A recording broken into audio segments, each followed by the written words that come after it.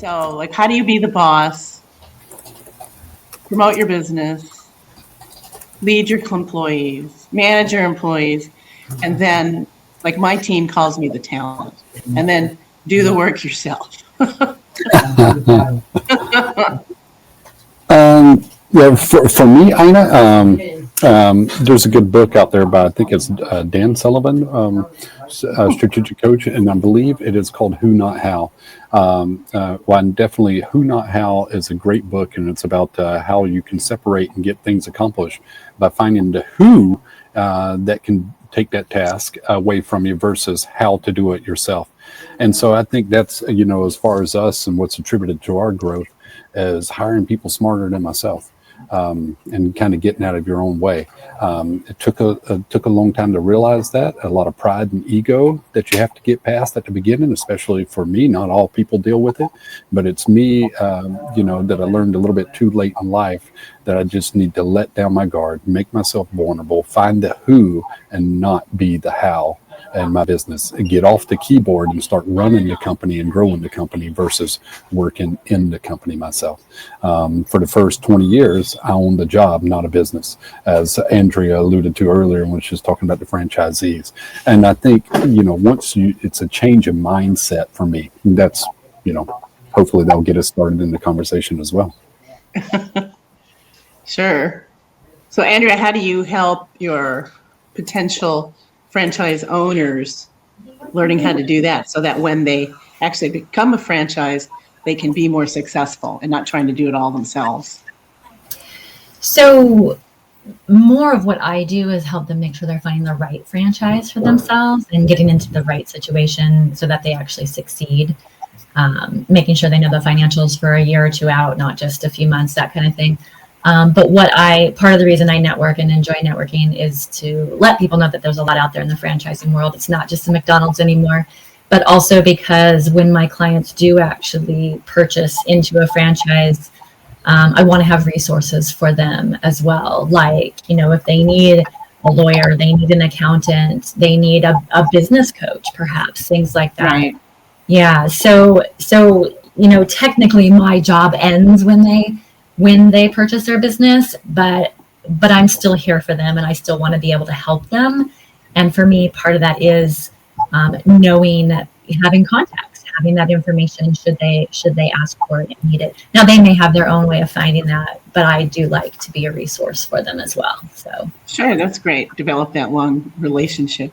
And Ted, what about you? Because I know you have staff and people that work for you. I don't know. He looks like he froze. Moving on my end. Oh, Ted, are you there? I'm here. Sorry. Yeah. So how do you handle, running the business, doing the work, overseeing the employees, that balance? Well, there are a couple of, let's say, amusing questions to think about. Okay. One that Tommy brought up about the boss's job is to hire lots of people smarter than he is. If that were really true, then why are we surprised when the boss is the dumbest guy in the room? That is true. That is true. I would say the answer to that, Ted, is try our best, right? We try our best. The other fun one is, if you're really the boss, then why are you doing the work? If you have a team. Bravo. I would say as you grow, Ted, is your role changes, right? You adapt and as you grow. And so there's never not something that we can do as CEOs and we can do as owners. But the role changes and you have to adapt to it through different levels. I consider my day to day and my month to month after every single quarterly objective is met that I'm at a different level now than I was last month. So I got to forget everything that I did last month and kind of reset my mind a little bit to this is how I need to be going forward. We call it Zero Oregon zero org chart and same thing in your fields as zero budgeting. But we zero org out everything on a quarterly basis and kind of just rethink, okay, what people need to be moved to this seat and is everybody on the right seat? And we just kind of build from there. But we really just look at our people every single quarter and we just say, what adjustments can we make, especially at our size, as we're considered a gazelle. We're in rapid growth mode and it's difficult to keep up. So yeah. Good points, Ted. In terms of the work that we do, the generality is if tasks are performed at, let's say, once a week or oftener, they probably should be delegated to somebody who is, let's say, really a worker. Tasks that should be done by, let's say, higher levels, if you will, in the team would be those that would be done less in our case, working with many different clients. Somebody working at a client is only going to see a task maybe once a month or less often. Well, I'm going to see that virtually as many times as I have clients. So I will tend to keep the things that for any single client happen once a month or less. Yeah, that's a good point. For me, because what I do is so specific, I now have a team that helps me not only run the business, but actually promote the business. So I have someone that just does my social media. And she's really great at it. And she's learned to do branding and colors and all that kind of stuff. As much as I like that and would like to know about that, I've had to say, no, Joanna does that. I don't do that. And she does a great job at it. And she's getting better all the time. But I had to invest a couple of months in her initially, just to, give her confidence, help her to understand who I am. And so she could understand my voice in doing social media.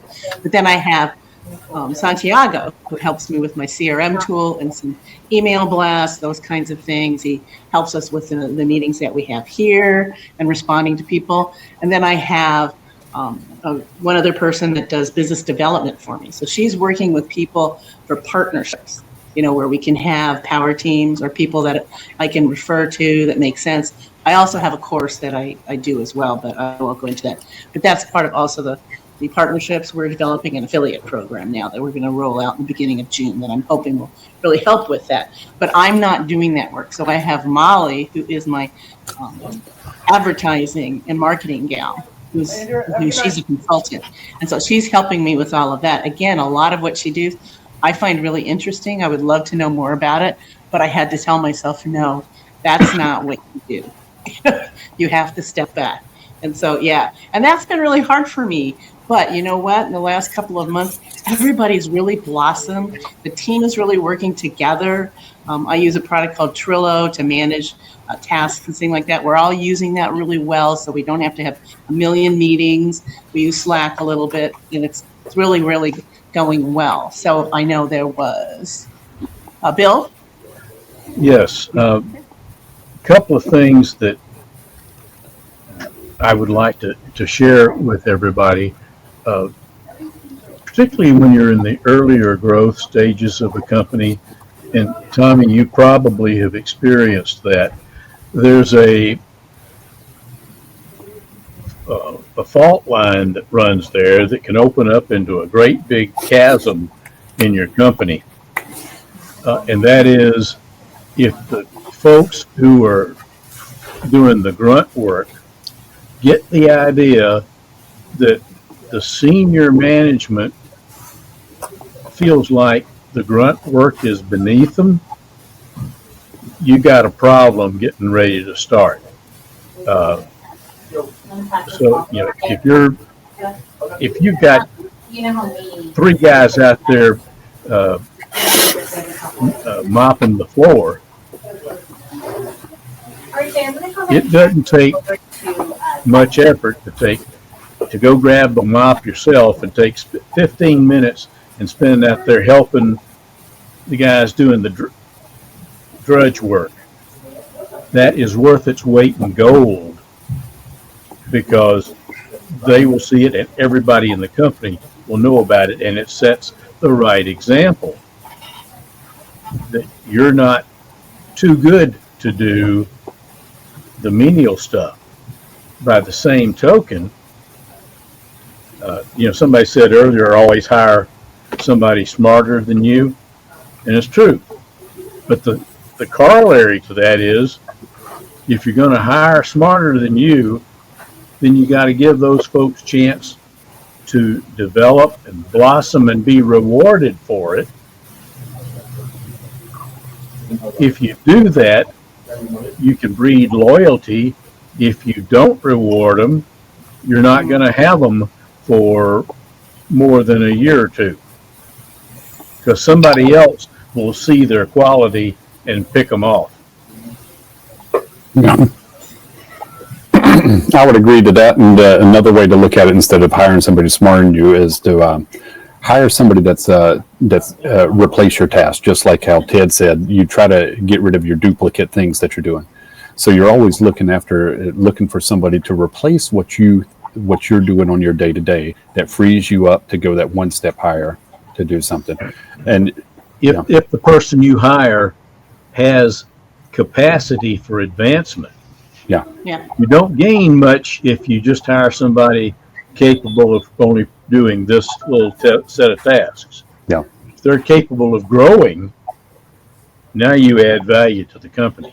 Exactly. You can't just hire somebody because they can fog a mirror. You always look for somebody that's trainable, somebody that can